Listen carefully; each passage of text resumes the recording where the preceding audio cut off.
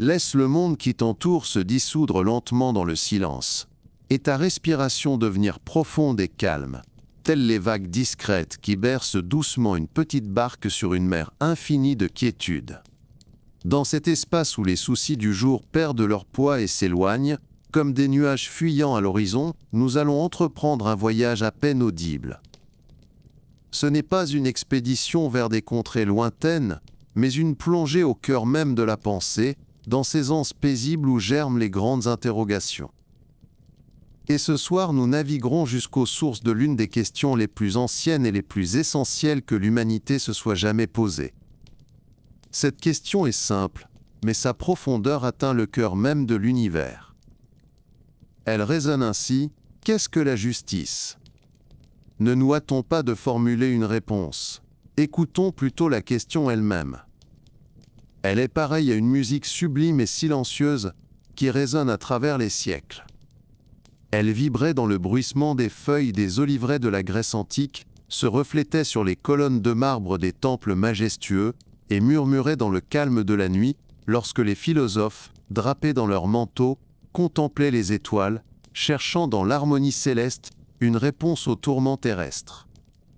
La justice, c'est un mot que nous entendons souvent, nous l'aspirons, nous l'exigeons, et parfois nous en désespérons. Mais qu'est-elle réellement ? Est-ce simplement un ensemble de règles consignées dans d'épais recueils de lois ? Est-ce l'égalité, où chacun reçoit une part identique de pain ?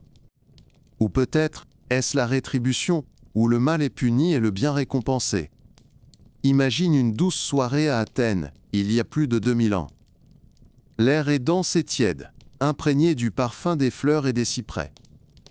Quelque part sur la place publique, l'agora, ou dans la quiétude d'une cour, un groupe de personnes est rassemblé.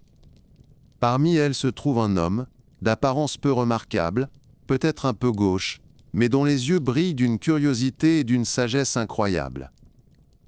Son nom est Socrate. Il n'enseigne pas, il ne prêche pas, il se contente de questionner. Il s'approche d'un général respecté et lui demande: « Tu affirmes que la justice, c'est le courage sur le champ de bataille. Mais le courage est-il toujours juste en soi ? » Il se tourne vers un riche marchand. « Tu dis que la justice, c'est de toujours dire la vérité et de rendre ce que l'on doit. Mais dis-moi, serait-il juste de rendre une arme à un ami qui, devenu fou, voudrait commettre un crime ? » Tel un sculpteur habile, Socrate retirait, couche après couche, toutes les réponses simples et habituelles. Il montrait aux gens que leur conception de la justice n'était que des ombres, des images floues de l'idée véritable. Il ne donnait pas de réponse toute faite, non. Il accomplissait quelque chose de bien plus précieux. Il forçait les gens à penser, à chercher, à douter. Il les invitait à un voyage commun vers la vérité, dans les labyrinthes de leur propre âme. À ses côtés, buvant avidement chacune de ses paroles, se tenait son disciple. Un jeune homme de noble naissance, aux larges épaules et au regard encore plus large sur le monde. Son nom était Platon. Et le destin tragique de son maître, un procès inique et une condamnation à mort, se grava à jamais dans son cœur. Comment était-il possible que l'homme le plus juste d'Athènes fût condamné comme un criminel ? Cette question devint pour Platon l'œuvre de toute une vie. La recherche de la véritable justice devint sa mission. Et c'est ainsi que, dans le silence de son école de philosophie, l'Académie, à l'ombre des oliviers, Platon prit cette question, telle une pierre précieuse mais brute, et commença à lui donner forme. Il comprenait que la réponse ne se trouvait pas dans les rues bruyantes ou les salles d'audience. Il fallait la chercher dans le monde de la pensée pure. Platon nous invite à imaginer une conversation. Dans ce dialogue, son sage maître Socrate poursuit sa quête. Il rencontre différentes personnes, et chacune propose sa propre définition de la justice. L'un dit, la justice n'est que la volonté du plus fort. Celui qui détient le pouvoir décide de ce qui est juste et de ce qui ne l'est pas. Les lois sont écrites pour le seul profit des gouvernants. Cette pensée semble familière, n'est-ce pas ? Elle est froide et cynique. Mais Socrate, par la bouche de Platon, objecte avec douceur. Il dit « Réfléchissons ». Le véritable médecin se soucie-t-il de son propre intérêt ou de la santé de son patient? Le capitaine compétent d'un navire pense-t-il à lui-même ou à la sécurité de son équipage et de son vaisseau? Point. De la même manière, le véritable dirigeant, sage et juste, ne se soucie pas de lui-même, mais du bien de ceux qui lui ont fait confiance. Son art est un art du soin. Par conséquent, la justice ne peut être simplement la volonté du plus fort. Un autre interlocuteur propose « La justice, c'est de faire du bien à ses amis et du mal à ses ennemis. Cela semble si naturel, si profondément humain. » Mais là encore, Platon nous arrête. « Attends, dit-il, un homme juste peut-il commettre le mal? Si nous faisons du mal à un cheval, il devient pire. Si nous faisons du mal à un chien, il devient pire. Si nous faisons du mal à un être humain, ne devient-il pas lui aussi pire, moins juste? » Point. La véritable justice, comme le soleil, ne peut pas diffuser les ténèbres. Sa nature est de créer le bien, d'améliorer, et non de détruire. Elle ne saurait être la source du mal. Toutes ces réponses habituelles s'effondrent, telles des châteaux de sable sous le souffle du vent. Et nous demeurons dans le silence, dans l'incertitude. Nous sentons que la justice est quelque chose de bien plus grand, de bien plus profond. Et c'est ici que Platon accomplit son coup de génie. Il dit « Il nous est difficile de discerner la justice dans l'âme d'un seul homme, car les lettres y sont bien trop petites. » Essayons de lire cette même inscription, mais en lettres plus grandes. Regardons à quoi ressemble la justice non pas chez un individu, mais dans une société tout entière. Bâtissons ensemble, par la pensée, une cité idéale. Ceci est une invitation à devenir les architectes d'une ville parfaite. Non pas de pierre et de marbre, mais de pensée pure, d'idées et de rêves. Platon nous propose de fermer les yeux et d'imaginer une société où tout est agencé correctement, harmonieusement, parfaitement. Où chaque personne, telle une note dans une symphonie grandiose, joue sa partition à sa juste place, en pleine harmonie avec les autres. La quête de la justice se transforme alors d'une question abstraite en un processus créatif. Nous ne cherchons plus une définition dans un dictionnaire. Nous commençons à créer un monde. Un monde dans lequel la justice ne serait pas simplement une loi, mais l'air même que respirent ses citoyens. Elle serait harmonie, ordre et beauté. Voilà d'où tout a commencé, d'une simple question née sous le ciel de la Grèce antique, de la douleur d'une mort injuste infligée à un sage, et du rêve incroyable de son disciple, construire, dans le royaume de la raison, une cité qui deviendrait un phare éternel pour tous ceux qui cherchent la lumière de la vérité. Cette quête n'est pas une théorie aride, c'est une berceuse pour l'âme qui aspire à l'ordre. C'est une douce mélodie qui nous rappelle qu'au plus profond de chacun de nous se trouve une boussole intérieure, qui pointe infailliblement vers le pôle de l'harmonie. Et bien que le monde autour puisse être chaotique et injuste, dans le silence de notre propre cœur, nous pouvons toujours commencer la construction de notre cité idéale, en nous abandonnant à ce rêve apaisant qui nous guide vers un monde de sommeil profond et tranquille. Après que les définitions simples de la justice se furent effondrées comme des châteaux de sable, la pensée philosophique se tourna vers un dessein grandiose. Pour discerner la nature insaisissable de la vertu chez un seul homme, il fut proposé de d'abord construire par l'imagination un état tout entier, parfait et harmonieux. Car ce qui est à peine visible dans ce qui est petit devient clair et majestueux dans ce qui est grand. Cette idée, cette analogie, est la clé de toute la pensée qui va suivre. C'est comme un passage secret et silencieux, menant à la salle du trésor de la compréhension. Si l'on imagine l'âme humaine comme un fil unique et complexe, discerner son motif, sa véritable couleur, sa solidité est une tâche extraordinairement difficile. Mais l'état est une immense tapisserie, tissée de milliers de ses fils. Et en observant le dessin d'ensemble de la tapisserie, ses couleurs et ses formes, la vocation de chaque fil individuel, sa place dans le tableau sublime de l'existence, devient soudainement compréhensible. Ou si l'âme est une mélodie discrète jouée par une flûte solitaire dans un jardin nocturne, alors l'état est un orchestre entier. Et comprendre comment le chef d'orchestre unit les sonorités de dizaines d'instruments différents, comment il crée une symphonie puissante, révèle aussi le secret de l'harmonie de cette flûte solitaire. Pour saisir cette analogie, Platon nous propose de regarder à l'intérieur, dans le cosmos silencieux de l'âme humaine. L'âme, selon son enseignement, n'est pas monolithique. Elle est semblable à un étrange char, attelé de 2 chevaux et mené par un cocher. Chacune de ces 3 parties a sa propre nature, ses propres aspirations, sa propre musique. Le premier est le cocher. C'est la part rationnelle de l'âme, le sage intérieur. Il est assis calmement, son regard tourné vers le lointain, vers les étoiles des vérités éternelles. Il n'aspire ni à la richesse ni à la gloire. Sa seule passion est la connaissance, l'ordre, l'harmonie. Il est la voix silencieuse de la raison qui tente de guider l'être tout entier vers le bien.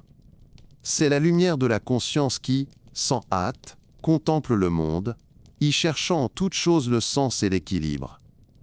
Son char est tiré par 2 chevaux très différents. L'un d'eux est blanc, noble, fier.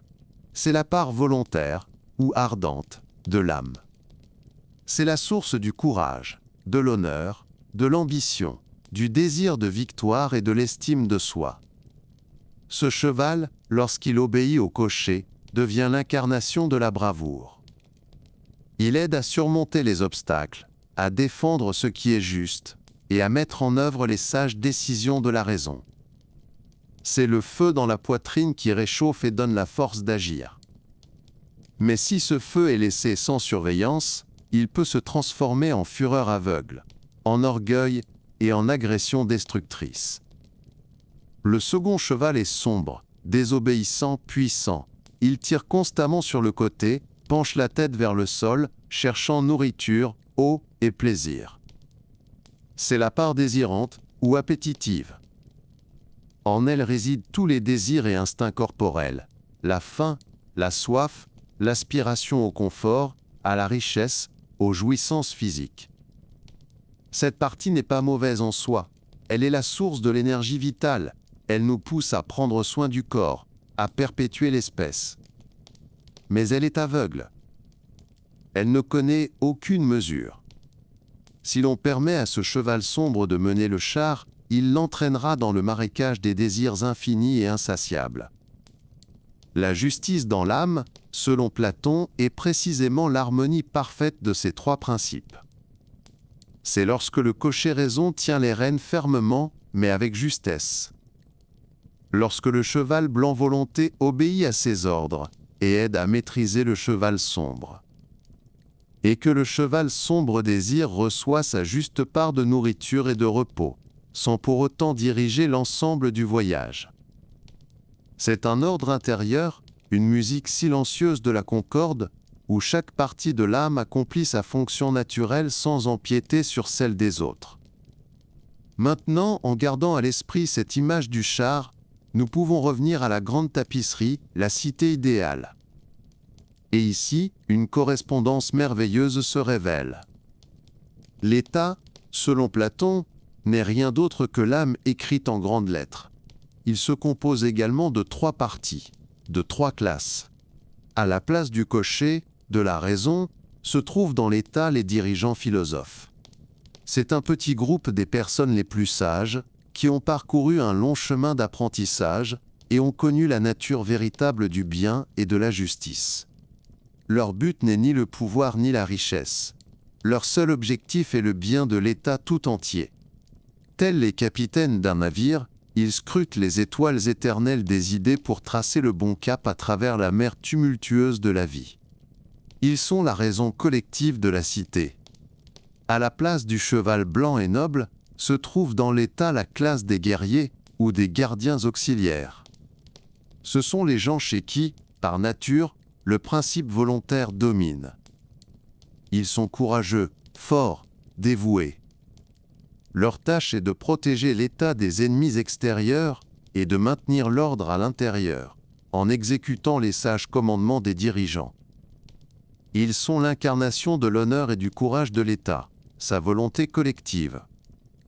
Et enfin, à la place du cheval sombre et désirant, se trouve dans l'État la troisième et plus nombreuse classe, les artisans, les agriculteurs et les marchands. Ce sont les gens chez qui le principe désirant prédomine. Ils créent tous les biens matériels nécessaires à la vie. Ils cultivent le pain, construisent les habitations, cousent les vêtements. Ils sont le fondement de l'État, son corps, qui assure son existence physique. La justice dans l'État, comme dans l'âme, est l'harmonie parfaite de ces trois parties. Il ne s'agit pas d'égalité, où un guerrier essaierait de gouverner, ou un artisan de combattre. Il s'agit d'ordre. La justice advient lorsque les dirigeants gouvernent avec sagesse, que les guerriers protègent avec dévouement, et que les artisans travaillent avec conscience. Lorsque chaque classe, comme chaque partie de l'âme, remplit la fonction qui est la sienne par nature, sans s'ingérer dans les affaires des autres. C'est là cette symphonie grandiose, cette même musique des sphères, incarnée dans la vie sociale. Ainsi, dans cette correspondance étonnante, l'État apparaît comme un miroir dans lequel l'âme peut se voir sous sa forme véritable.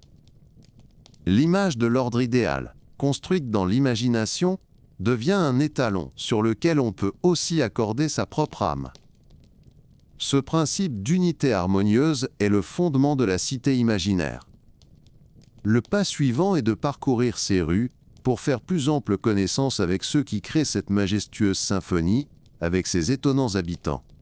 Lorsque le plan d'ensemble de la cité idéale est esquissé et que son principe directeur, la correspondance entre l'âme et l'État est établie, le temps est venu d'insuffler la vie à ce plan. Le temps de passer du dessin à l'édifice lui-même, de la partition au son des instruments. La pensée philosophique nous invite à une promenade imaginaire dans les rues de cette ville pour y observer ses habitants, les trois classes, dont l'interaction harmonieuse donne naissance à la justice. Elles sont semblables à trois cordes sur une lyre parfaite. Chacune a son propre ton, sa propre épaisseur et sa propre fonction, mais seul leur accord commun crée la musique. La première corde, la plus épaisse et la plus grave, celle qui donne le ton fondamental et profond, est la classe des producteurs. Elle comprend les agriculteurs qui se penchent sur la terre fertile, les artisans qui transforment l'argile, le bois et le métal en objets utiles, et les marchands qui assurent l'échange de ces biens. Cette classe correspond à la part désirante, appétitive de l'âme. Elle est le fondement, le corps de l'État, sa base matérielle. Sa tâche principale est d'assurer l'existence physique et le bien-être de toute la société. Sans leur labeur, sans le pain qu'ils cultivent et les maisons qu'ils bâtissent, la cité ne pourrait survivre un seul jour. Ils sont les racines du grand arbre de l'État, profondément ancrés dans la terre et y puisant les sucs vitaux. Leur vertu principale, leur clé de l'harmonie, est la tempérance. Bien que cette classe soit l'incarnation des désirs sociaux, ses aspirations doivent être ordonnées. La richesse et la pauvreté, selon Platon, sont deux maladies qui détruisent la société. La richesse excessive engendre la paresse, la débauche et un amour des nouveautés qui ébranle la stabilité. L'extrême pauvreté, à son tour, engendre le ressentiment, l'envie et la bassesse. La tâche des dirigeants est donc de veiller à ce qu'il n'y ait dans cette classe ni mendiants, ni parvenus. Les producteurs peuvent posséder des biens privés et fonder des familles, car leur activité est liée au monde matériel.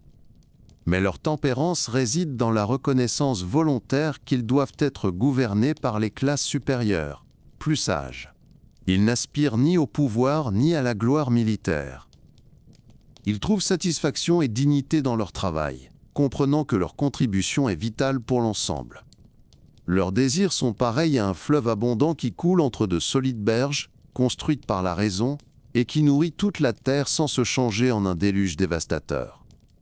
La deuxième corde, accordée plus haut, sonne avec puissance et pureté. C'est la classe des guerriers, ou des gardiens auxiliaires.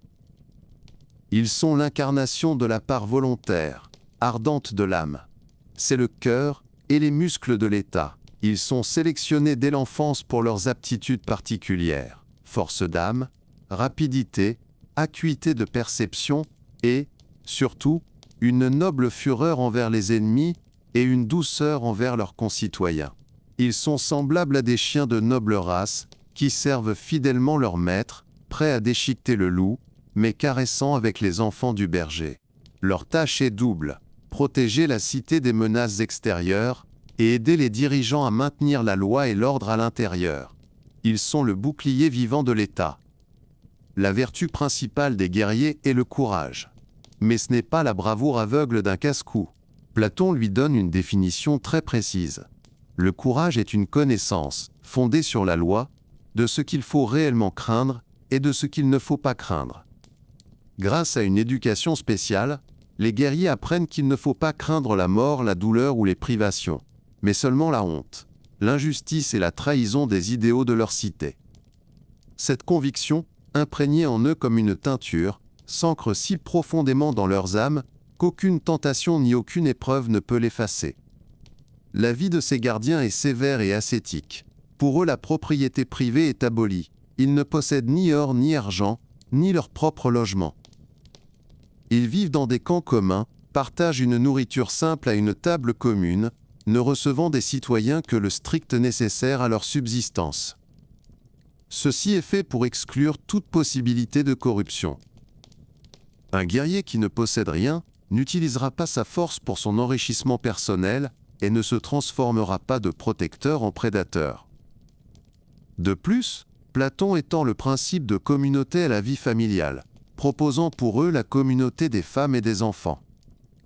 Le but est d'anéantir le sentiment du mien et du tien, transformant toute la classe des gardiens en une seule et solide famille, où chacun voit en l'autre un frère, une sœur, un père ou un enfant. Leur seule famille, c'est l'État. Leur seule richesse, c'est l'honneur. Ils sont les branches robustes de l'arbre de l'État, qui absorbent les assauts du vent et de la tempête. Et enfin, la troisième corde, la plus fine et la plus haute, dont la vibration est à peine perceptible, mais qui donne le ton à toute l'harmonie. C'est la classe des dirigeants philosophes. Ils sont très peu nombreux, le fruit le plus rare et le plus précieux de toute la société. Ils sont l'incarnation de la part rationnelle de l'âme. Ils sont le cerveau et la conscience de l'État. On ne le devient ni par la naissance ni par la richesse, mais à l'issue d'une sélection longue et complexe. Ce sont ceux qui, issus de la classe des gardiens, ont manifesté le plus grand amour de la sagesse, une soif inextinguible de connaître la vérité et les meilleures aptitudes à la pensée abstraite. Leur vertu est la sagesse. Et encore une fois, ce n'est pas simplement l'expérience de la vie ou une intelligence pratique. C'est la connaissance des idées éternelles et immuables, et avant tout de l'idée du bien, qui est le soleil dans le monde de la pensée, la source de la vérité et de l'être. Seul celui qui a vu cette lumière, qui comprend les lois fondamentales de l'harmonie de l'univers, peut gouverner justement un État. Leur vie, comme celle des guerriers, est commune et dépourvue de biens matériels. Ils ne possèdent rien au-delà du strict nécessaire, car leurs trésors ne sont pas de ce monde. Paradoxalement, le signe distinctif du véritable dirigeant, selon Platon, est son refus de gouverner. Le philosophe, qui a connu la jouissance de la contemplation de la vérité pure, considère le retour dans le monde des intrigues politiques et des affaires humaines comme un devoir pesant. Il redescend dans la caverne de la vie sociale non par soif de pouvoir, mais par compassion et par sens du devoir envers la cité qui l'a élevé. Et c'est précisément cette absence d'ambition qui fait de lui le dirigeant idéal, car ses décisions seront dictées non par des aspirations personnelles, mais exclusivement par la recherche du bien commun.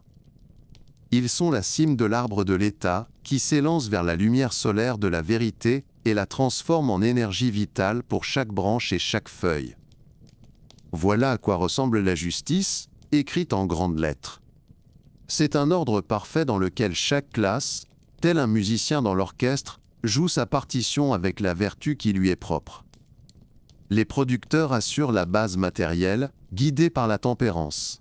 Les guerriers protègent l'intégrité, emplis de courage.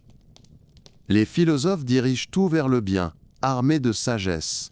Lorsque ces trois cordes vibrent à l'unisson, naît la musique sublime et magnifique de l'état juste. C'est là cette harmonie à la recherche de laquelle la pensée philosophique s'est consacrée, trouvant son modèle dans la structure du cosmos lui-même. Une cité harmonieuse, où chaque classe remplit sa fonction, est semblable à un instrument de musique sans défaut. Mais comment s'assurer que cet instrument reste toujours parfaitement accordé? Comment garantir que les âmes d'or dirigeront, que les âmes d'argent protégeront, et que les âmes de fer et de bronze travailleront? La pensée platonicienne offre une réponse. Par l'éducation. L'éducation dans la cité idéale n'est pas une simple transmission de savoir. C'est un processus grandiose et complexe de triage, de polissage et d'élévation des âmes humaines. C'est un chemin vers la lumière. À la base de ce processus se trouve ce que l'on nomme le mythe magnifique. On raconte aux citoyens, dès leur plus jeune âge, qu'ils sont tous frères, nés d'une seule et même mère, la terre. Mais le Dieu qui les a façonnés a mélangé différents métaux à leurs âmes.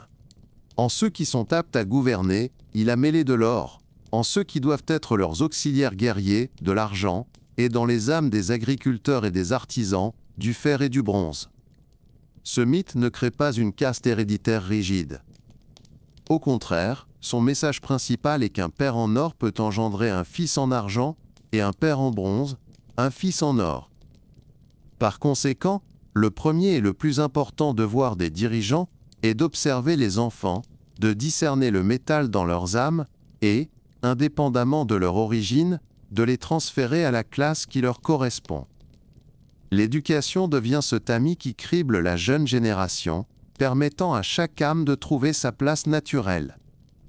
L'éducation des futurs gardiens, guerriers et dirigeants, commence dès la naissance et se compose de deux parties principales, l'éducation musicale et poétique pour l'âme et la gymnastique pour le corps. Le but n'est pas de créer un athlète brutal ou un rêveur efféminé, mais d'atteindre une harmonie parfaite entre le principe volontaire et le principe rationnel de l'âme. L'éducation par les muses est bien plus que de la simple musique. C'est tout ce qui façonne l'âme. Et elle commence par les contes et les mythes que l'on raconte aux enfants. Platon insiste sur la censure la plus stricte. Tous les mythes sur les dieux qui se querellent, se trompent, commettent l'adultère ou font preuve de faiblesse, doivent être bannis. Dans la cité idéale, les dieux ne peuvent être présentés que comme source du bien, de la beauté et de la vérité. De même, les héros doivent être des modèles de courage, de maîtrise de soi et de respect envers les aînés.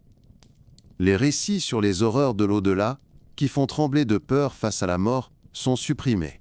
Le gardien ne doit pas craindre la mort, il doit craindre la honte. À travers ces histoires soigneusement sélectionnées, un juste diapason moral est instillé dans l'âme de l'enfant dès ses premières années. Elle apprend à aimer le beau et à mépriser le laid avant même de pouvoir le comprendre par la raison. Vient ensuite la musique elle-même. Les mélodies et les rythmes ont une influence considérable sur le caractère. C'est pourquoi tous les modes musicaux plaintifs, langoureux ou opulents, qui engendrent la mollesse et l'efféminement, sont proscrits. Seuls deux modes subsistent. Le mode dorien, qui imite les sons du courage et de la fermeté dans la bataille, et le mode phrygien, qui reproduit les mélodies de la prudence et du calme dans le travail pacifique. Les rythmes doivent également être simples, ordonnés, exprimant une vie brave et harmonieuse. La poésie, la musique, et même l'architecture et l'artisanat, tout doit respirer la beauté, la simplicité et l'ordre, formant ainsi insensiblement dans les jeunes âmes l'amour de l'harmonie. Parallèlement à l'éducation musicale, se déroule la gymnastique. Son but n'est pas seulement de développer les muscles, mais de rendre le corps sain, endurant, et un instrument docile de l'âme. Le système d'entraînement est simple et rigoureux, tout comme l'alimentation. Pas de plats raffinés, de sauces ou de sucreries qui enflamment les passions et engendrent les maladies. Une nourriture simple et des exercices constants rendent le corps si robuste que les citoyens de la cité idéale n'ont presque jamais besoin de médecins. La gymnastique n'endurcit pas seulement le corps, mais aussi l'esprit, en développant le principe volontaire. La clé du succès réside dans l'équilibre. Celui qui ne pratique que la gymnastique devient cruel et rustre, son âme s'assourdit. Celui qui ne se consacre qu'à l'éducation musicale devient trop mou, efféminé et faible. Seule la juste combinaison de ces deux disciplines donne naissance à une personnalité harmonieuse, courageuse, mais en même temps sage et sensible à la beauté.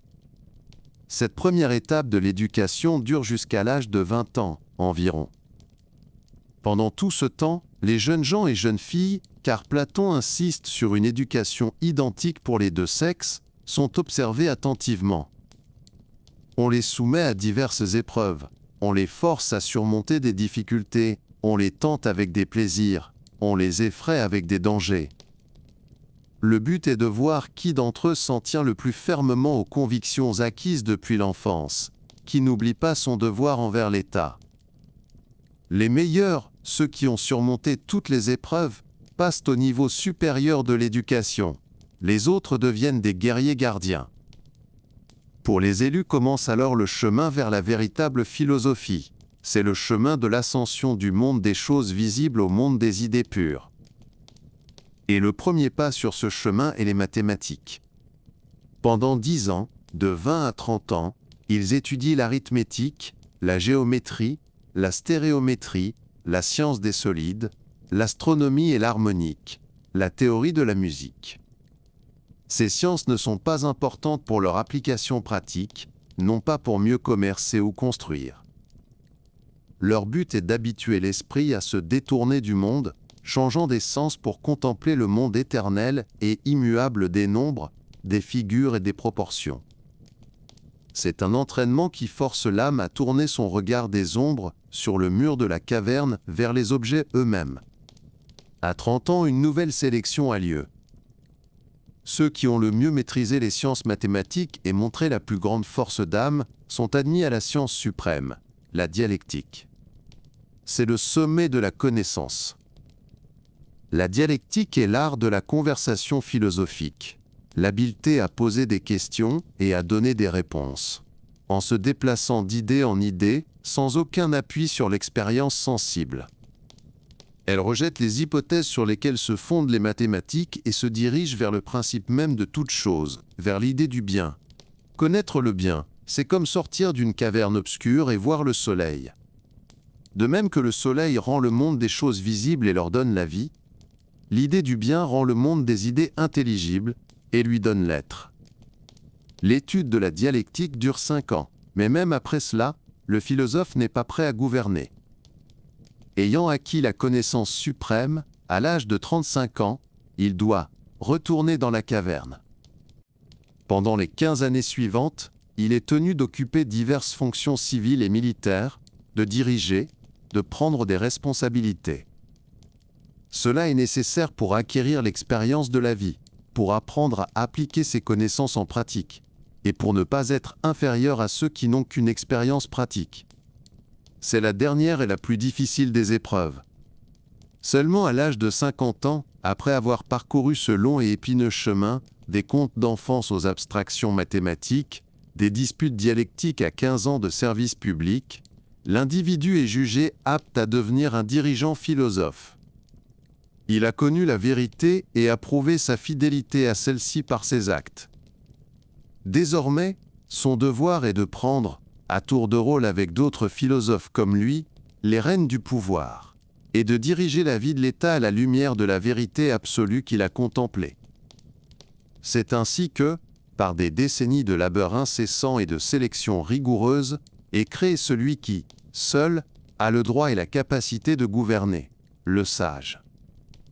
Le long chemin de notre pensée, qui a débuté par la simple question « Qu'est-ce que la justice ?», nous a conduit à la création d'une cité entière par l'imagination. Nous avons bâti ces fondations sur le principe de l'analogie entre l'âme et l'État, nous l'avons peuplée de 3 classes de citoyens, et avons conçu pour eux un système complexe d'éducation, menant les élus vers la lumière de la vérité. Et maintenant, debout au sommet de cette construction intellectuelle, nous pouvons embrasser du regard la cité tout entière, et enfin voir la réponse. Elle ne se trouve pas dans un édifice particulier, ni dans une loi isolée. La réponse, c'est l'architecture même de la cité, son ordre vivant et respirant. La justice dans l'État, écrite en grandes lettres rayonnantes, est le principe selon lequel chacun accomplit sa propre tâche. Cette affirmation, d'apparence simple, contient toute la profondeur de l'harmonie platonicienne. Elle signifie que la classe des philosophes, dotée de sagesse, gouverne. Que la classe des guerriers, emplie de courage, protège. Et que la classe des artisans, guidée par la tempérance, travaille et pourvoit au bien matériel. La justice, c'est quand le cordonnier fabrique des chaussures et n'essaie pas de commander une armée, quand le guerrier monte la garde et ne cherche pas à accumuler des richesses, et quand le philosophe contemple les idées sans rechercher un profit personnel du pouvoir. Ceci est semblable à un organisme vivant parfait. Le cerveau, tel le dirigeant, perçoit la situation d'ensemble et donne les ordres. Le cœur et les muscles, tels les guerriers, mettent le corps en mouvement et le protègent. Et les autres organes, tels les artisans, travaillent sans relâche, digérant la nourriture et entretenant la vie. La santé de l'organisme dépend du fait que chaque partie accomplit sa fonction naturelle. La maladie commence lorsque l'estomac essaye de penser ou le cœur de digérer la nourriture. Il en va de même pour l'État. Tout mélange des fonctions, toute ingérence d'une classe dans les affaires d'une autre, est le début du désordre, de la maladie, de l'injustice. Ce n'est pas un système d'oppression, mais un système d'accomplissement de soi. Chaque citoyen, en occupant la place déterminée par ses aptitudes naturelles, atteint la meilleure version de lui-même et apporte la plus grande contribution au bien commun. Au fondement d'un tel état ne se trouve pas la force de la contrainte, mais un profond consentement intérieur de tous les citoyens que cet ordre est le meilleur et le plus juste. C'est là cette grande justice visible. Et maintenant, en gardant cette image majestueuse sous les yeux, revenons à notre point de départ, l'âme d'un individu, où la justice est écrite en petites lettres. Le principe demeure inchangé, chacun accomplit sa propre tâche. Les trois parties de l'âme, rationnelle, volontaire et désirante, doivent vivre dans la même harmonie que les trois classes de l'État. La justice dans l'âme advient lorsque sa part rationnelle, ce philosophe intérieur qui aspire à la vérité, gouverne en se guidant sur la sagesse. Lorsque sa part volontaire, ce guerrier intérieur empli d'un noble esprit, devient sa fidèle alliée, lui fournissant la force de volonté pour exécuter les bonnes décisions et le courage de résister aux tentations. Et lorsque sa part désirante, cette foule bruyante de désirs intérieurs, se soumet à la direction de la raison, recevant sa juste mesure de satisfaction, mais sans jamais s'emparer du pouvoir sur l'âme entière. L'homme juste est celui qui a établi dans son monde intérieur un ordre parfait. Il n'agit pas seulement de manière juste. Ses actes sont la conséquence naturelle de son état intérieur. Un tel homme ne volera pas, ne trompera pas, ne trahira pas, et non par peur du châtiment ou du blâme. Il ne le fera pas, car un tel acte serait une dissonance hideuse dans la musique sublime de son âme, un acte d'autodestruction intérieure. Il est le maître de lui-même. Pour mieux comprendre la lumière, il faut regarder les ténèbres. L'opposé de la justice est l'injustice, et elle aussi est un état, non un acte isolé. L'injustice est une rébellion, une discorde, une guerre civile au sein de l'âme. C'est lorsque la part désirante a servi la part rationnelle, la forçant à servir ses vils desseins. C'est lorsque la part volontaire, emplie d'une fureur aveugle, se met à agir sans la direction de la sagesse. C'est lorsque les rôles sont inversés, lorsque les serviteurs deviennent les maîtres. Ici, Platon a recours à sa métaphore la plus puissante, celle de la santé et de la maladie. La justice est la santé, la beauté et le bien-être de l'âme. C'est son état naturel et harmonieux. L'injustice, elle, est la maladie, la laideur et la faiblesse de l'âme. C'est un désordre qui la ronge de l'intérieur. Et c'est là que la philosophie pose la question cruciale. Un homme accepterait-il de vivre avec un corps rongé par une terrible maladie, même si on lui offrait en échange toutes les richesses du monde, le pouvoir et la possibilité de faire tout ce qu'il désire? La réponse est évidente. Alors pourquoi un homme pourrait-il penser qu'il lui sera profitable de vivre avec une âme malade, laide et tourmentée, quels que soient les succès extérieurs qu'il puisse atteindre? Ainsi, la justice est un bien en soi, indépendamment de toute conséquence extérieure. La vie de l'homme juste, même s'il est incompris, persécuté et condamné, est infiniment meilleure que la vie de l'homme injuste qui prospère et jouit de l'estime générale. Car le premier vit avec une âme saine et belle, tandis que le second vit avec une âme en état de décomposition intérieure permanente. Cet état idéal de l'âme, où la raison règne, n'est qu'un seul régime, le régime aristocratique, de Aristos, le meilleur. Tous les autres régimes de l'âme sont ces déformations, ces maladies qui mènent au malheur. Il existe une âme timocratique, où règne le principe volontaire, et dont la valeur suprême est l'honneur et la gloire militaire. Il existe une âme oligarchique, où le pouvoir a été saisi par la part avare du principe désirant, et dont le but principal devient l'accumulation de richesses. Il existe une âme démocratique, où tous les désirs, bons et mauvais, sont considérés comme égaux, et où la vie se transforme en une poursuite chaotique de plaisirs instantanés. Et enfin, il existe l'âme tyrannique, le stade le plus profond de la maladie, où une seule passion, la plus basse et la plus terrible, devient un tyran absolu, asservissant toutes les autres parties de l'âme et transformant la vie de l'homme en un enfer de peur et de soif insatiable. Mais dans la cité idéale et dans l'âme idéale, un seul ordre règne, l'ordre de la raison, l'ordre de la justice. La réponse est donc trouvée. La justice n'est pas une règle extérieure, mais une harmonie intérieure. C'est l'art de se gouverner soi-même, de créer en soi un ordre parfait où chaque partie connaît sa place et remplit son rôle. Ce n'est pas quelque chose que l'on peut avoir ou ne pas avoir, c'est ce que l'on peut être. C'est la santé de l'âme, sa force, sa beauté. Et la quête de cette harmonie intérieure est la tâche la plus essentielle et la plus noble de toute une vie humaine. La cité parfaite, créée dans notre imagination où règne la justice et qu'illumine la lumière de la sagesse, se dresse comme le plus haut sommet de la société humaine. Pourtant, dans le monde des choses changeantes, dans le monde des naissances et des morts, rien n'est éternel. Même l'ordre le plus parfait porte en lui le germe de son propre déclin. Et la pensée philosophique, après avoir bâti cet idéal, retrace avec non moins de soin le triste chemin de sa destruction, la glissade progressive de l'harmonie vers le chaos, de la santé vers la plus grave des maladies. Ce voyage vers le bas, dans les ténèbres, n'est pas moins instructif que l'ascension vers la lumière. Tout commence par une erreur à peine perceptible, par la première dissonance dans la symphonie grandiose. Les dirigeants philosophes, malgré toute leur sagesse, restent des hommes. Il peut arriver qu'un jour, ils se trompent dans les calculs complexes, déterminant le meilleur moment pour la naissance de la nouvelle génération de gardiens.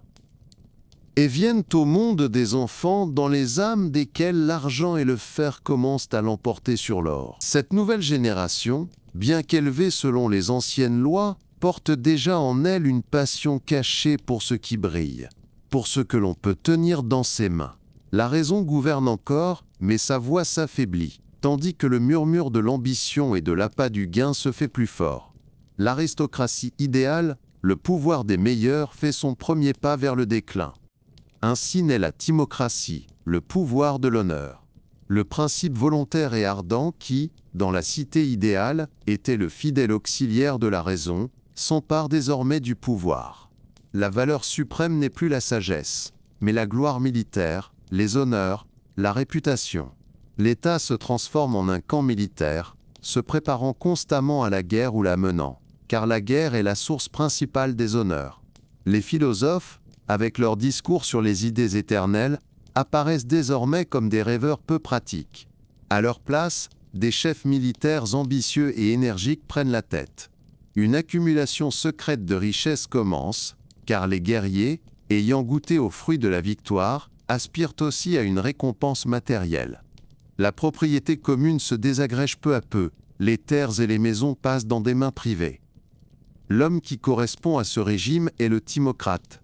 C'est généralement le fils d'un père noble, mais peu ambitieux. Un philosophe de la cité idéale. Depuis l'enfance, il entend sa mère se plaindre du manque de succès de son mari, du fait qu'il n'aspire pas au pouvoir et n'a pas acquis de richesse. Il voit son sage père mépriser tout ce qui est valorisé dans la société. Tiraillé entre le respect pour son père et le désir de reconnaissance, il choisit une voie médiane. Il livre le pouvoir sur son âme aux principes volontaires, moins à l'aspiration aux honneurs. Il est fier, aime la compétition et le sport, se montre sévère avec ses subordonnés, mais obéissant envers l'autorité. Il n'utilise sa raison que pour les ruses de guerre, et traite la richesse avec une cupidité dissimulée. Mais la cupidité dissimulée ne peut le rester éternellement. L'accumulation de richesses devient de plus en plus ouverte, et l'État franchit une nouvelle étape vers le bas, se transformant en oligarchie, le pouvoir d'une minorité de riches. Désormais, pour détenir le pouvoir, ce n'est plus l'esprit noble qui est requis, mais l'argent. Un sens électoral est établi. Quiconque n'a pas un certain niveau de fortune ne peut occuper de fonctions publiques. La société se scinde en deux camps hostiles. Une poignée de dirigeants extrêmement riches et une immense masse de pauvres. Ils vivent dans la même ville, mais se craignent constamment et complotent les uns contre les autres. L'État perd son unité. Il n'est plus capable de faire la guerre, car les oligarques ont peur d'armer le peuple qui les hait. La valeur suprême devient le profit. L'homme oligarchique est le fils du timocrate. Il voit son père, emporté par la guerre et les intrigues, perdre sa fortune et périr dans la misère. Cette leçon se grave à jamais dans son âme. Il en chasse l'ambition et y installe sur le trône l'épargne et l'avidité. Tout son être est subordonné à un seul but: gagner de l'argent. Il est travailleur, avare, ne satisfait que les besoins les plus nécessaires, et réprime par la force tous les autres désirs qui exigent des dépenses. Son âme est divisée. D'un côté, il paraît respectable et honnête, car il comprend qu'une bonne réputation est utile aux affaires. Mais à l'intérieur de lui, réprimé mais vivant, grouille des désirs vils et criminels, qu'il ne laisse s'échapper que lorsqu'il peut le faire sans risque pour son portefeuille. Le pouvoir dans son âme appartient au principe désirant, mais seulement à cette part qui aspire au nécessaire pour la survie et l'accumulation. Dans un tel état, le fossé entre riches et pauvres se creuse jusqu'à ce qu'une explosion se produise.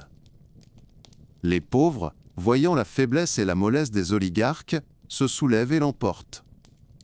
Sur les ruines de l'oligarchie, ils bâtissent la démocratie. Les principes fondamentaux proclamés sont la liberté et l'égalité. Tous les postes sont distribués par tirage au sort. Il n'y a aucune contrainte. Si tu ne veux pas gouverner, libre à toi. Si tu ne veux pas combattre quand tout le monde combat, c'est ton affaire. Une tolérance absolue règne envers tous les modes de vie. La ville se transforme en un marché bruyant et bigarré, où chacun peut choisir n'importe quelle constitution et vivre comme bon lui semble. C'est, à première vue, le régime le plus attrayant et le plus libre. L'homme démocratique est le fils de l'oligarque. Il a grandi dans une atmosphère d'économie stricte, où tous les désirs non nécessaires étaient réprimés. Mais, tombant en compagnie de jeunes dissipés, il goûte aux fruits défendus. Dans son âme commence une guerre entre les vieilles habitudes économes et les nouvelles passions dépensières. Souvent, les nouvelles l'emportent. Sa vie devient l'incarnation de l'égalité. Il n'accorde de préférence à aucun désir.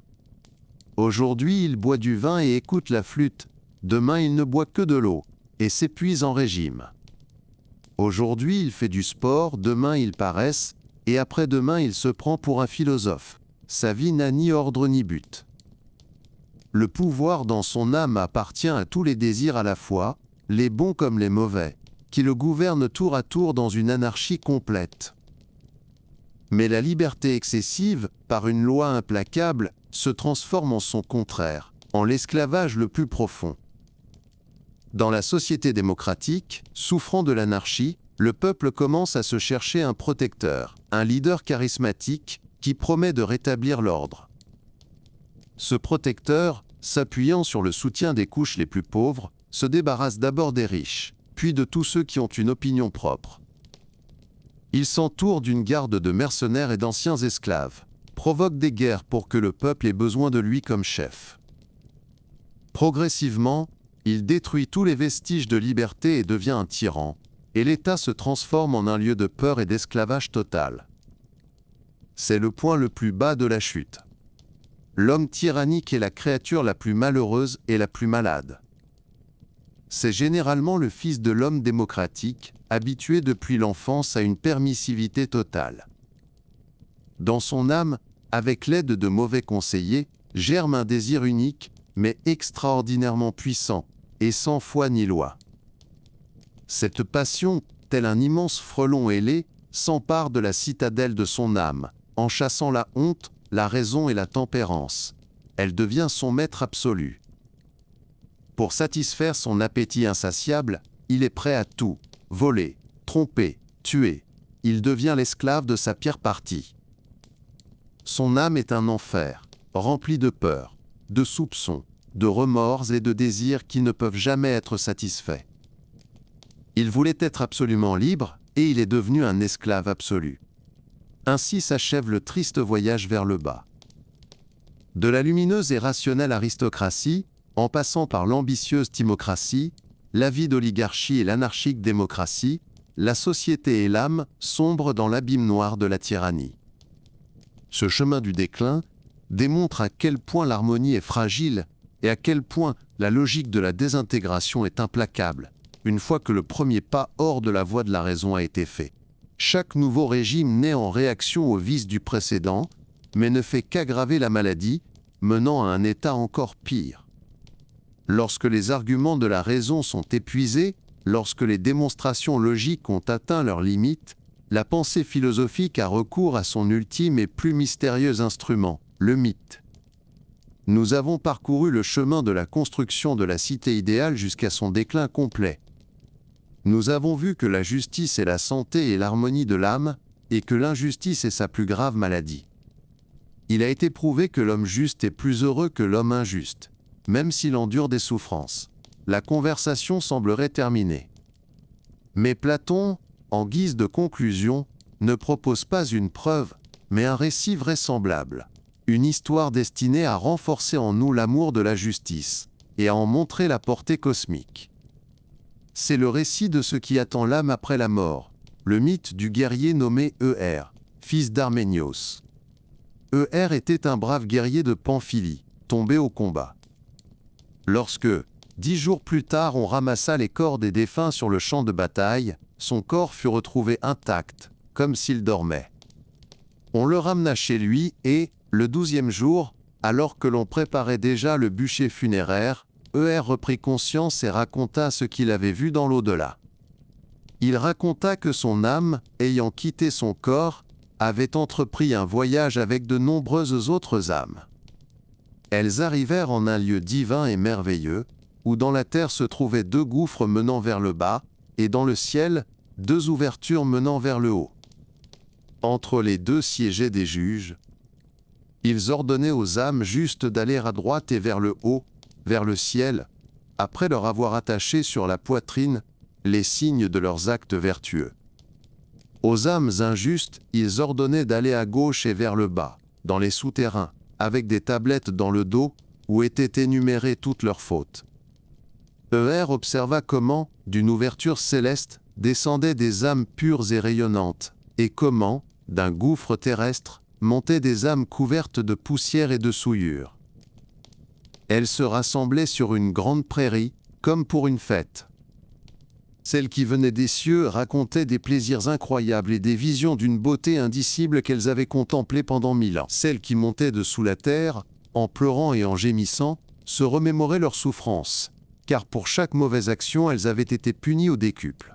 1000 ans durait ce voyage, récompense ou châtiment, avant que les âmes ne se retrouvent à nouveau réunies. Après avoir passé 7 jours dans la prairie, les âmes poursuivirent leur chemin. Et après 4 jours de marche, elles aperçurent une vision prodigieuse qui transperçait l'univers tout entier. C'était une lumière, droite comme une colonne, plus brillante qu'un arc-en-ciel, qui s'étendait du ciel à la terre. C'était l'axe du monde, le fuseau d'Ananké, la déesse de la nécessité, sur lequel tournaient toutes les sphères célestes.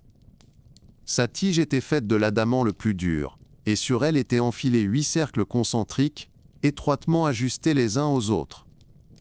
Chaque cercle, ou sphère, avait sa propre couleur, sa propre vitesse de rotation, et représentait l'orbite des étoiles et des planètes. Sur le bord de chaque cercle était assise une sirène, chantant une seule note, et de ces 8 notes se composait un accord unique et parfait, l'harmonie des sphères, la musique du cosmos. Autour, à égale distance, siégeaient sur des trônes les 3 filles de la nécessité l'émoire, déesse du destin, vêtues de blanc. Lachésis, qui distribue les sorts, chantait le passé. Cloto, qui file le fil de la vie, chantait le présent. Atropos, l'inéluctable, chantait l'avenir. Et c'est là que survint le moment le plus important, le plus dramatique de tout le voyage. Un héros divin prit sur les genoux de Lachésis les sorts numéraux et les modèles de vie. Ces modèles étaient bien plus nombreux que les âmes, et ils étaient de toutes sortes. Il y avait des vies d'hommes et d'animaux, de femmes et d'hommes, des vies pleines de richesse et de pauvreté, de gloire et d'anonymat, de santé et de maladie. Il y avait là des vies de tyrans, des vies de simples citoyens, des vies d'artistes et des vies d'artisans. Le héros prononça ces paroles solennelles, paroles de la Vierge Lachésis, fille de la nécessité. Âme d'un jour, voici que commence pour votre genre une nouvelle période, porteuse de mort. Ce n'est pas un génie gardien qui vous choisira, mais c'est vous qui choisirez votre génie. Que celui qui tire le premier sort choisisse le premier la vie à laquelle il sera lié par nécessité. La vertu, elle, n'a pas de maître, et chacun, en l'honorant ou en la déshonorant, en aura plus ou moins. La responsabilité en incombe à celui qui choisit. Le Dieu, lui, n'est pas coupable. Ce moment du choix est le sommet de la liberté et de la responsabilité. Le destin de l'homme n'est pas prédéterminé. L'âme elle-même, sur la base de son expérience passée, choisit son futur chemin. Et ER observa comment se déroulait ce drame du choix. Celui qui tira le premier sort, et c'était une âme venue du ciel, qui avait vécu une vie vertueuse par simple habitude, et non par compréhension philosophique, se précipita sans réfléchir vers la vie la plus somptueuse, celle d'un tyran. Dans sa hâte, il n'avait pas discerné qu'il lui était destiné dans cette vie, parmi d'autres malheurs, de dévorer ses propres enfants. Le réalisant, il se frappa la poitrine et maudit le destin, oubliant les paroles du héros qui disait que ce n'est pas le Dieu qu'il faut blâmer, mais soi-même. C'était un terrible avertissement. La simple vertu non réfléchie n'est pas fiable. D'autres âmes choisirent différemment. vit l'âme qui fut jadis Orphée. Parraine des femmes qui l'avaient démembrée, elle choisit la vie d'un cygne. L'âme d'Agamemnon, qui haïssait aussi les hommes pour leur injustice, choisit le destin d'un aigle. L'âme d'Ulysse, fatiguée de ses voyages infinis et de ses desseins ambitieux, chercha longtemps son sort. Elle trouva la vie d'un homme ordinaire et inconnu, que toutes les autres avaient dédaigneusement rejeté, et la prit avec joie. De nombreux animaux choisirent des vies d'hommes, et des hommes, des vies d'animaux. Lorsque toutes les âmes eurent fait leur choix, elles s'approchèrent tour à tour de Lachésis, qui donnait à chacune le génie gardien qu'elle avait choisi. Celui-ci conduisait l'âme à Cloto, qui de sa main touchait le fuseau et scellait le destin choisi. Puis à Atropos, qui rendait le fil tissé irréversible. Après quoi chaque âme devait passer sous le trône de la nécessité elle-même. Au bout du chemin, elles arrivèrent à la plaine de l'été, ou de l'oubli, où ne poussait aucune plante. Là, Elles campèrent près du fleuve à Mélès, le fleuve de l'insouciance, dont l'eau ne pouvait être contenue par aucun récipient. Chacun devait boire une certaine mesure de cette eau, mais ceux qui manquaient de sagesse en buvaient plus qu'il ne fallait.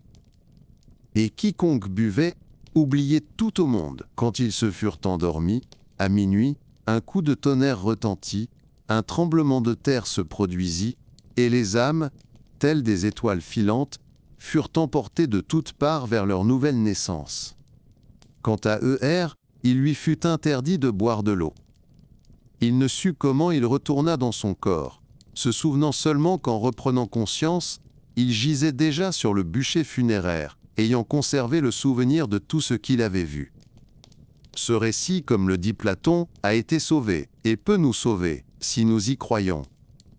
Il nous enseigne que notre âme est immortelle, et que nous portons l'entière responsabilité de notre vie et du choix que nous faisons après elle. La tâche principale de l'homme est d'aspirer à la connaissance qui lui permettra, en ce moment décisif, de distinguer une bonne vie d'une mauvaise et de faire un choix sage. Il faut toute sa vie s'exercer à la justice, en l'alliant à la raison. Alors, dit le philosophe, nous serons amis avec nous-mêmes et avec les dieux, et ici sur terre, et dans ce voyage millénaire, nous recevrons notre récompense. Et notre chemin ne sera pas souterrain et épineux, mais plein et céleste.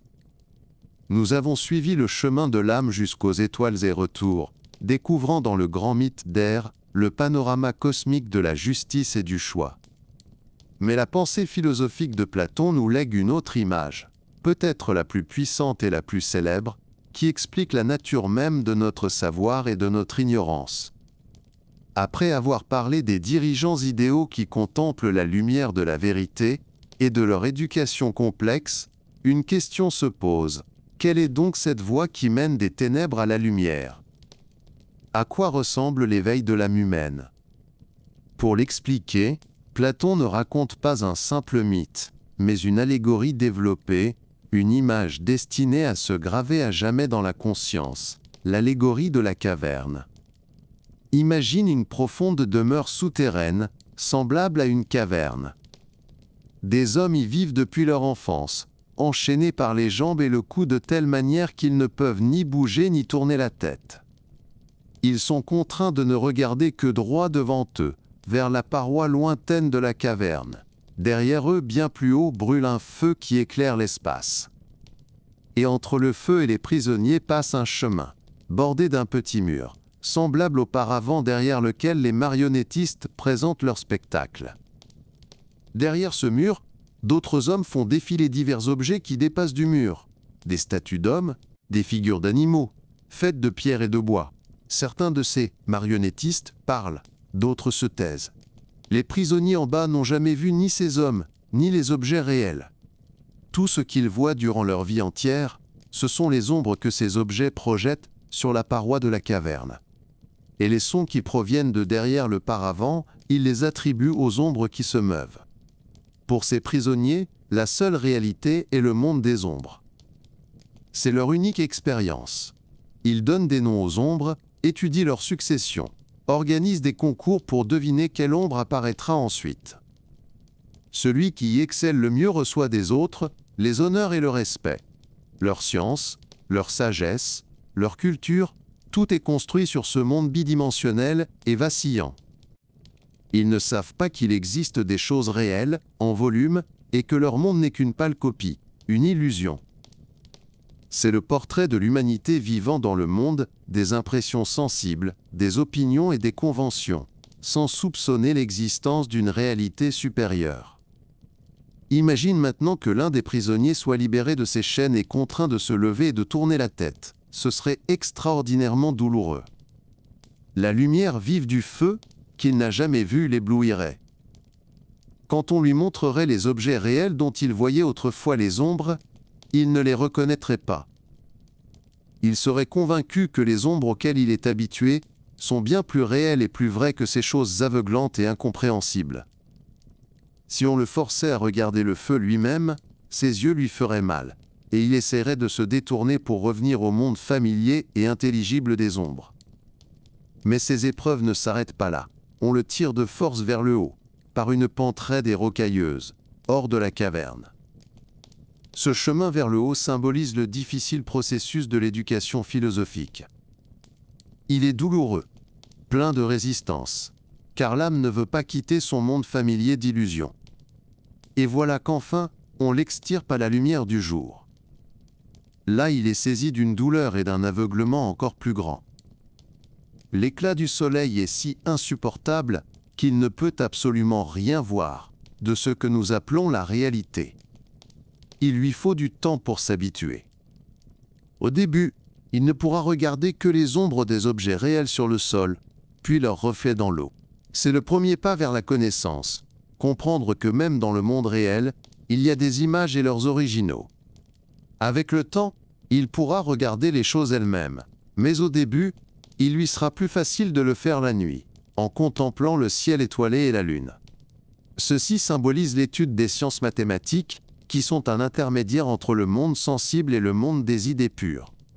Elles permettent de regarder des objets éternels et immuables, mais pas encore la source même de la vérité.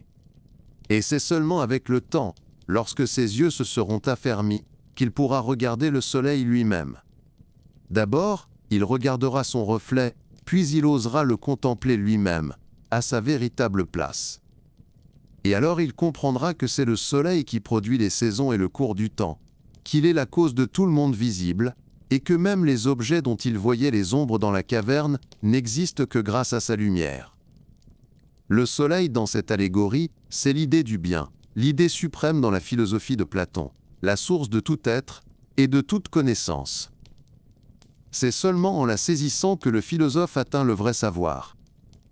Se souvenant de sa vie passée dans la caverne, de cette sagesse et de ces honneurs qu'on y dispensait, il ressentira une profonde pitié pour ses compagnons d'infortune et comprendra que toutes leurs connaissances ne valent rien.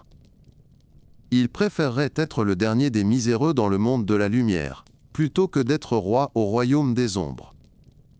Et voilà que, rempli de compassion, il décide de retourner dans la caverne pour parler aux autres du monde réel et les libérer.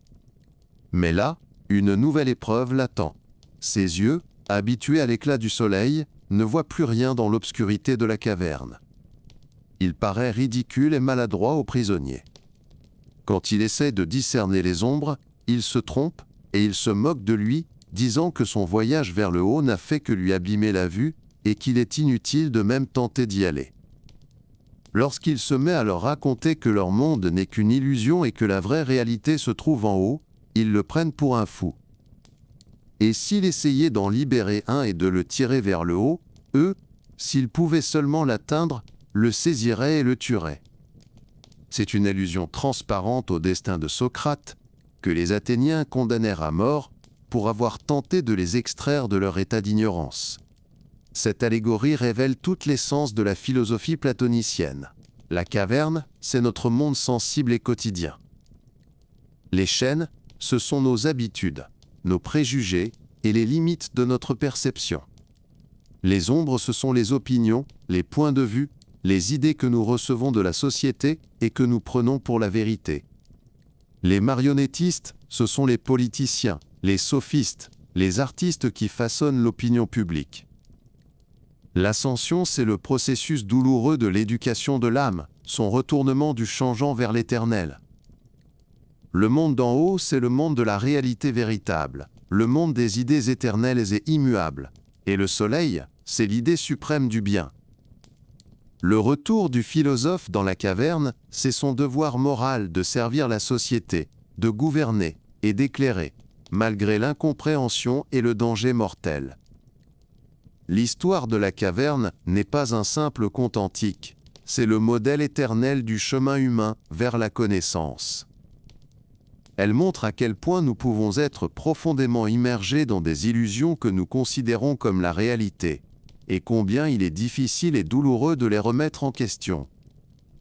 C'est le récit de la solitude et du courage du penseur, du gouffre entre le savoir et l'opinion, et du destin tragique de celui qui, ayant vu la lumière, tente de la partager avec ceux qui préfèrent rester dans une obscurité confortable. L'allégorie de la caverne nous a laissé avec une image puissante, celle de deux mondes, l'un obscur et l'autre lumineux, un monde d'illusions et un monde de vérité. Nous avons suivi le prisonnier qui, tiré de force vers le haut, et ayant traversé la douleur et l'éblouissement, a finalement pu voir le soleil. Mais quel est donc ce monde qui s'est ouvert à ses yeux? Quelle est cette réalité si authentique, comparée à celle à laquelle nous sommes habitués? Qu'elle fait de toute notre vie quotidienne un songe dans un souterrain? Pour répondre à cela, la pensée philosophique fait un dernier pas, le plus profond, nous invitant à plonger au cœur même de la métaphysique platonicienne, dans le monde des idées ou formes éternelles. La doctrine des idées est le cœur, le noyau philosophique qui explique tout le reste, la nature de la justice, la nécessité du gouvernement des philosophes, et le but de l'éducation. Elle affirme qu'il existe deux niveaux de réalité. Le premier est le monde visible, le monde des choses que nous percevons par nos cinq sens. C'est le monde dans lequel nous vivons, le monde de la caverne. Sa principale caractéristique est le changement. Tout en lui naît et meurt, apparaît et disparaît, se transforme et se détruit. La fleur qui est belle aujourd'hui se fanera demain. Le corps qui est fort aujourd'hui vieillira avec le temps.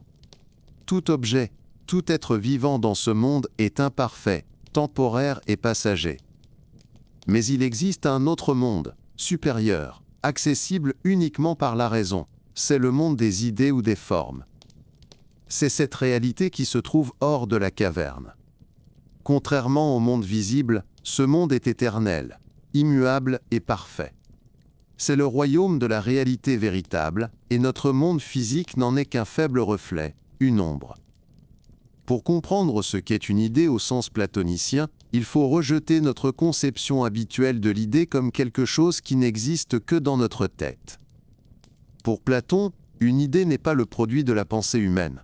Au contraire, c'est une réalité objective, autonome, bien plus réelle que n'importe quel objet physique. Prenons un exemple simple. Imagine toutes les chaises qui existent dans le monde. Elles ont des formes, des tailles, des couleurs différentes, sont faites de matériaux variés. Toutes sont imparfaites, toutes finiront par se briser et disparaître.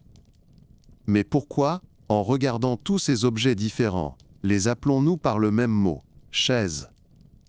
C'est parce que, selon Platon, au-delà de toutes ces chaises concrètes et imparfaites, il existe une seule idée de la chaise, éternelle, parfaite et immuable, ou la chaiséité en tant que telle.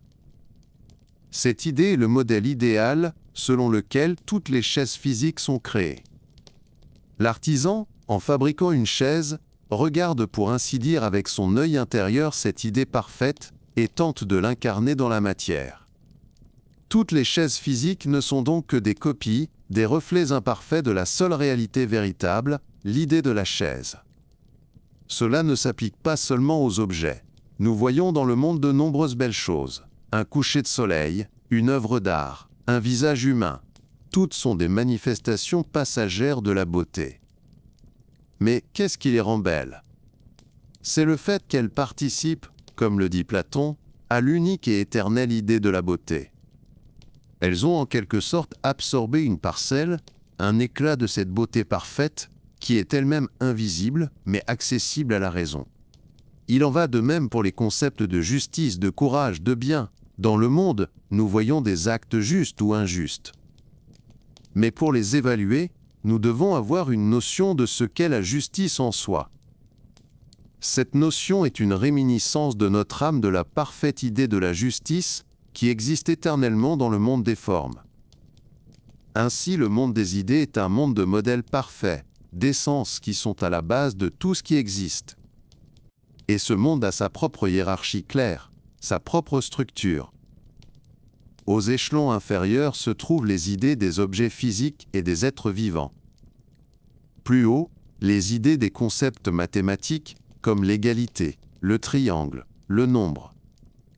Encore plus haut, les idées des valeurs suprêmes, la justice, la beauté, la vérité. Mais au sommet même de cette pyramide, au-dessus de toutes les autres idées, se trouve une idée, la plus haute et la plus fondamentale, l'idée du bien. C'est le soleil de l'allégorie de la caverne. L'idée du bien est si fondamentale et si englobante qu'il est difficile de la décrire avec des mots. Elle est la cause de l'être et de l'intelligibilité de tout le reste. De même que le soleil dans le monde visible donne la lumière, sans laquelle nous ne pourrions rien voir, et en même temps donne la chaleur et l'énergie, sans lesquelles rien ne pourrait croître et vivre, de même l'idée du bien dans le monde des idées remplit deux fonctions. Premièrement, elle est la source de la vérité. Elle illumine les autres idées, les rendant accessibles à la connaissance par l'esprit humain. Nous ne pouvons comprendre ce qu'est la justice ou la beauté qu'à la lumière du bien. Deuxièmement, elle est la source de l'être même. Elle confère à toutes les autres idées leur réalité et leur perfection. L'idée du bien se situe même au-delà de l'être, étant supérieure à toute essence, comme la cause est supérieure à l'effet. La connaissance de cette idée suprême est le but ultime de la philosophie, et le point le plus élevé que l'âme humaine puisse atteindre. Le lien entre ces deux mondes, le monde des idées et le monde des choses, s'explique par les concepts de participation et de réminiscence, anamnèse. Chaque chose dans notre monde n'existe que parce qu'elle participe à l'idée correspondante. Et notre connaissance du monde n'est possible que parce que notre âme immortelle, avant de s'incarner dans un corps, séjournait dans le monde des idées et les contemplait. Par conséquent, tout processus de connaissance est en réalité un processus de remémoration de ce que l'âme a déjà su. Quand nous voyons un cercle imparfait, notre âme se souvient de l'idée parfaite du cercle. Quand nous réfléchissons à la justice, nous essayons de nous remémorer l'idée de la justice. L'éducation du philosophe n'est donc pas le remplissage d'un récipient vide avec du savoir, mais l'art du retournement de l'âme. C'est un processus qui aide l'âme à se détourner du monde des ombres changeantes et à se souvenir de sa véritable patrie, le monde des idées éternelles. Cette doctrine donne à tout ce dont nous avons parlé auparavant son sens ultime et profond. La cité idéale est juste parce que son organisation est la meilleure incarnation possible, la meilleure copie de l'idée éternelle de la justice. Le philosophe doit gouverner parce qu'il est le seul à avoir vu l'idée du bien et à pouvoir se guider sur elle, et non sur ses opinions personnelles. La justice dans l'âme est un bien en soi, car elle met l'âme en conformité avec l'ordre harmonieux qui règne dans le monde de la réalité véritable. La conscience de cette dualité du monde plonge dans un état de profonde quiétude. Toute l'agitation, toutes les passions, toutes les tragédies et tous les succès de notre monde physique apparaissent sous un jour nouveau, comme un théâtre d'ombre. Cela ne signifie pas que notre vie n'a pas de sens. Au contraire, elle acquiert le sens le plus élevé en tant qu'arène, où l'âme peut accomplir son retournement vers l'éternel, en tant qu'opportunité de se remémorer les originaux parfaits à travers la contemplation des copies imparfaites. Au-delà du monde bruyant du changement s'étend un royaume de perfection silencieux, immobile et rayonnant, qui est la véritable demeure de notre esprit. Nous avons erré dans le monde des idées éternelles, illuminés par la lumière du bien, et nous avons compris que la cité idéale n'est qu'une tentative d'incarner cet ordre parfait dans le monde changeant des hommes. Nous avons vu avec quelle minutie s'édifie le système d'éducation visant à créer des dirigeants philosophes et de courageux guerriers. Mais la pensée philosophique est implacable dans sa logique. Elle pose une question simple et terrible. Qu'est-ce qui empêchera ces gardiens, qui concentrent entre leurs mains la totalité du pouvoir et de la force militaire, de se transformer de pasteurs en loups? Qu'est-ce qui les arrêtera d'utiliser leur puissance pour leur propre enrichissement et d'asservir le peuple même qu'ils ont juré de protéger? La réponse de Platon à cette question est l'une des idées les plus radicales et les plus étonnantes de l'histoire de la pensée politique. Il ne propose pas simplement des lois extérieures ou un contrôle, mais une refonte complète du mode de vie même des deux classes supérieures, les guerriers et les philosophes. Il propose de pratiquer une opération chirurgicale sur leur corps social, afin d'exciser les organes mêmes qui engendrent les maladies de la corruption, de l'envie et de la discorde. Et ces organes sont la propriété privée et la famille privée. Plongeons-nous dans cette atmosphère étrange et ascétique de la vie des gardiens. la première chose qui frappe est l'absence totale de biens personnels. Aucun d'entre eux n'a le droit de posséder quoi que ce soit, au-delà des objets personnels les plus indispensables. Ils n'ont pas de maison propre où ils pourraient s'isoler et accumuler des trésors. Ils vivent ensemble, dans des demeures communes semblables à des camps militaires, et mangent à une table commune, comme des soldats en campagne. Leur nourriture est simple, et ils la reçoivent de la 3e classe, les artisans sous la forme d'une pension annuelle, juste assez pour vivre, sans aucun surplus. L'interdiction la plus stricte frappe l'or et l'argent. Il est interdit aux gardiens, non seulement d'en posséder, mais même d'y toucher ou de se trouver sous le même toit qu'eux. Car, comme l'explique le mythe, leurs âmes contiennent déjà de l'or et de l'argent divin, et il ne convient pas de souiller ce métal par l'alliage d'un métal terrestre et périssable, qui a été la cause d'innombrables crimes. Leur seule richesse est l'honneur et le service de l'État. Pourquoi des restrictions si sévères? Platon l'explique avec une clarté implacable. Premièrement, c'est le remède le plus fiable contre la corruption. Si une personne ne peut rien posséder, il est impossible de la corrompre. Si un dirigeant ne peut accumuler de richesses, il n'utilisera jamais son pouvoir pour son enrichissement personnel. Ses intérêts deviennent automatiquement identiques aux intérêts de l'État tout entier, car il n'a rien à lui, hormis le bien commun. Deuxièmement, c'est la voie vers l'unité absolue. La propriété privée engendre inévitablement la division entre le mien et le tien. Elle est une source de conflits, de procès, d'envie, d'orgueil des riches et d'humiliation des pauvres.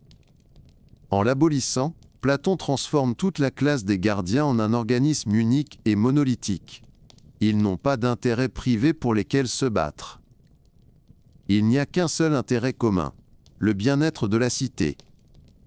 Cela les libère des soucis mesquins et leur permet de se concentrer pleinement sur leur haute vocation. Les philosophes sur la contemplation de la vérité et la sage gouvernance, les guerriers sur le perfectionnement de l'art militaire et la défense de l'État.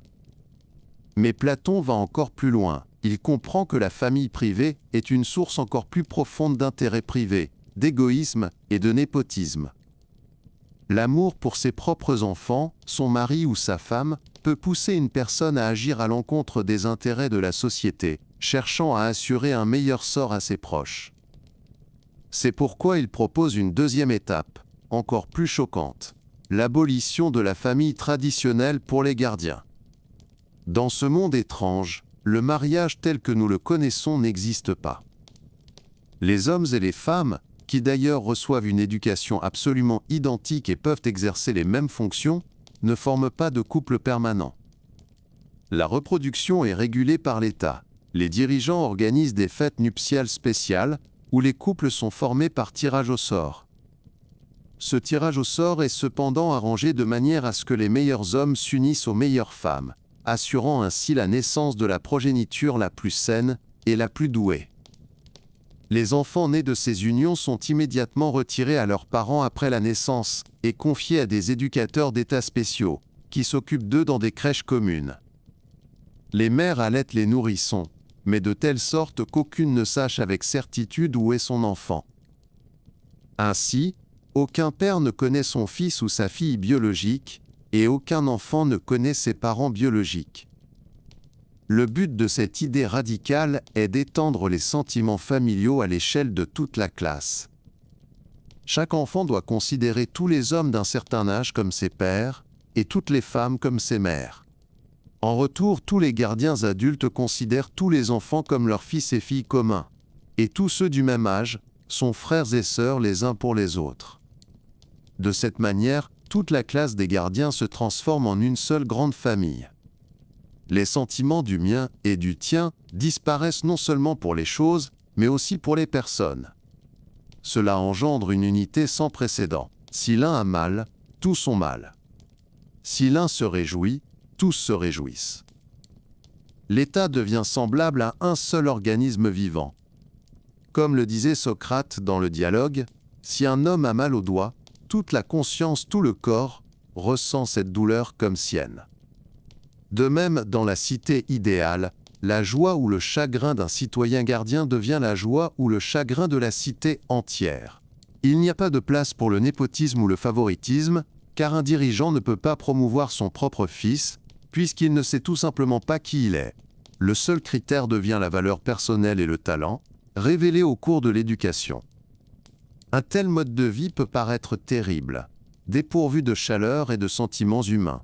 Platon lui-même était conscient de la nature extravagante de ses propositions pour l'oreille athénienne. Mais son but n'était pas de décrire une vie agréable, mais d'en construire une parfaitement juste. Il cherchait à montrer le prix élevé qu'il faut payer pour l'idéal.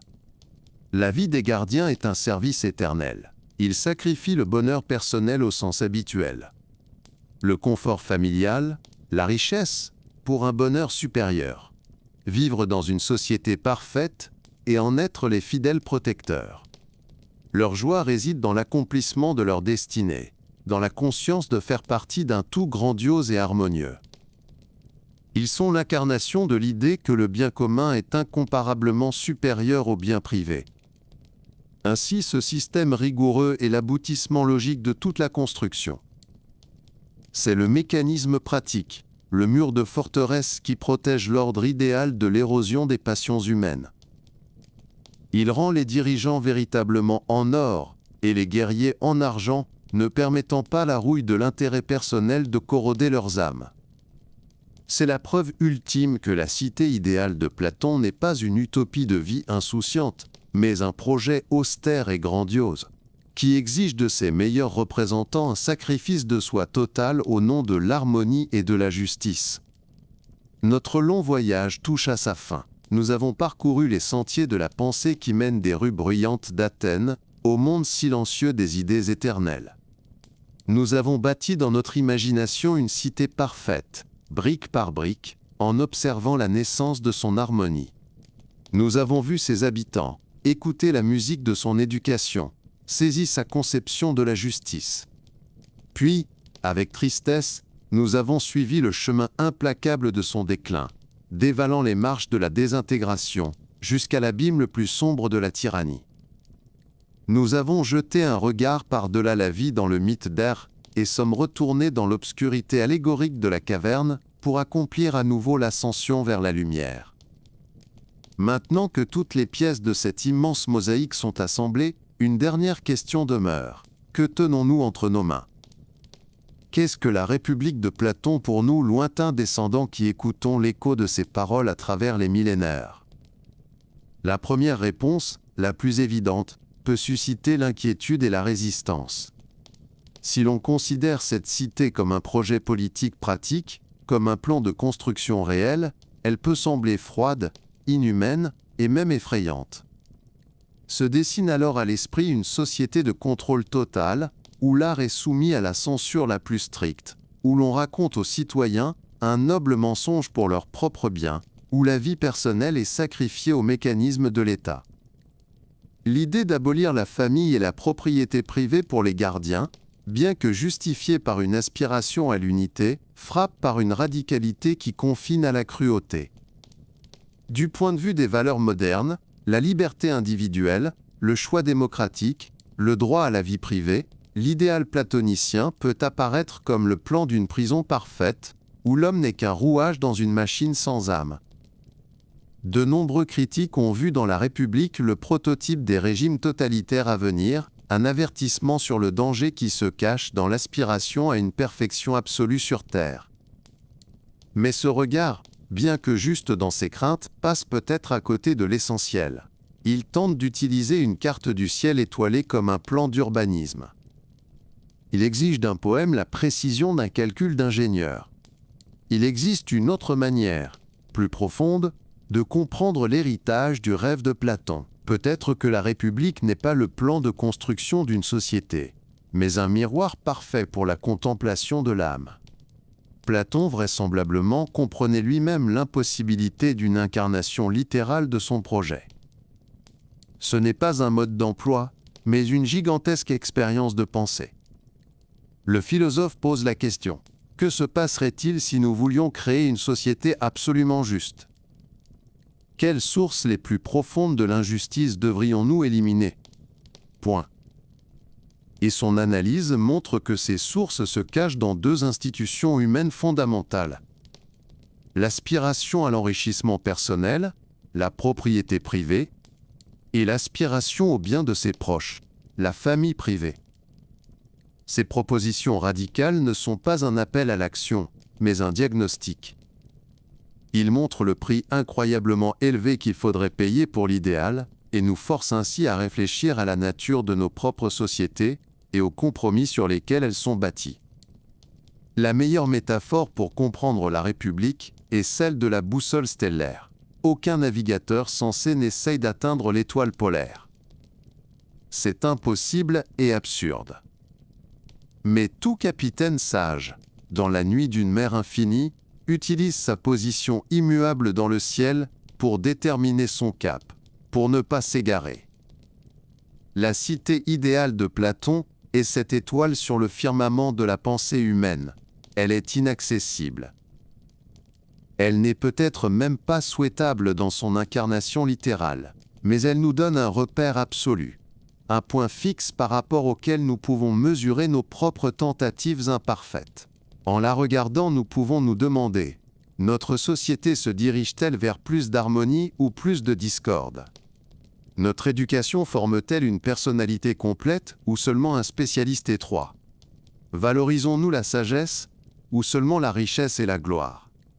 L'héritage de Platon, ce ne sont pas des réponses, mais les questions éternelles qu'il a posées avec une force et une clarté incroyables. Qu'est-ce que la justice ? Quelle est la nature de la réalité ? Que doit être un vrai dirigeant ? Peut-on enseigner la vertu ? En quoi consiste l'harmonie de l'âme ? Pendant 2 millénaires et demi, la civilisation occidentale, consciemment ou non, n'a cessé de revenir à ces questions, bâtissant sur elles sa philosophie, sa politique, son éthique et son art. Et, sans doute, la conclusion la plus personnelle, la plus profonde de cette œuvre magistrale, nous ramène de l'État à l'individu. À la fin du dialogue, Platon, par la bouche de Socrate, dit qu'il n'est pas si important de savoir si une telle cité existe quelque part sur Terre, ou si elle existera un jour. Ce qui est important, c'est que son modèle existe dans le ciel, dans le monde des idées. Et celui qui le désire peut contempler ce modèle et organiser selon lui sa propre cité intérieure. Il peut vivre comme un citoyen de cette cité idéale, même si le chaos règne tout autour. Peut-être est-ce là le sens ultime, silencieux et profond de tout ce voyage. La cité la plus importante que nous ayons à construire se trouve à l'intérieur de nous-mêmes. C'est la cité de notre âme. Et la République de Platon nous donne le plan parfait pour sa construction. Elle nous apprend à placer la raison à la tête, comme un sage dirigeant, à éduquer notre volonté, comme un guerrier loyal, et à ordonner nos désirs, comme un peuple travailleur et tempérant. La symphonie grandiose, qui a commencé par une simple question sur la justice, s'achève non pas par un bruyant manifeste politique, mais par la mélodie silencieuse et contemplative de l'harmonie intérieure. Le rêve d'une société idéale devient une boussole stellaire pour l'âme, qui cherche son chemin dans l'obscurité. Et à la lumière de ces étoiles lointaines et inaccessibles, elle trouve le repos, l'ordre et sa propre, son impérissable perfection.